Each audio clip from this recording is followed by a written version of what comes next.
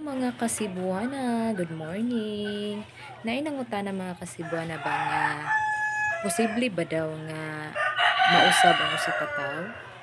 Sa ako lang na base or na experience mga Kasibuana no kay posible nga naay kausaban ang tawo kung naapoy plano siya sa iyang kaugalingon nga mag-usab siya. Pero moingon siguro ta nga mag-usab naay plano or makaingon ta nga ang tawo mausab ra jud. Pero magdepende man siguro na sa hunahuna. Magdepende man siguro na sa kagalingon nato o ato adyong isud sa atong hunahuna nga mausab jud ta. Labi na like same sa mga kanang naanay pamilya. Like kanang nana sila'y anak unya or ibutang nato sa mga times nga kanang batan-on pa sila. Syempre, naam jud ang kabugoy.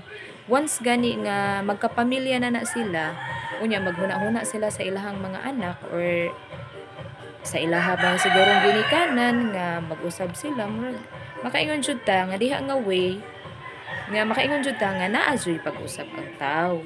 Dili man jud na nato dili nato i-end ang ilahang kaugalingon, dili nato i-end ang ilang life nga diha ra jud kataman kay pugoy man ka mo ni mauna. Murag mausab ta gumikan siguro sa maghuna-huna ta nga natay pamilya unya ato po to giampo sa Ginoo nga naa jud kausaban kay dili tanan tawo dili tanan buang diha ra jud na siya taman naa jud na siya pag-usab kay utak kay bawo dipinsay nagpray po dai sila sa ilang kaugalingon nga unsaon nila pagpaagi nga mausab sila. So maura jud na siya nga dili kita nga mga tarong dili nato i-end atong kaugalingon nga ang mga tawo nga naingon ana dili na siya diha rataman na jud ay pag-usab.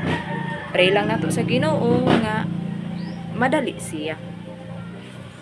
Unya, daghang salamat. Salamat sa pagtan-aw. Bye-bye.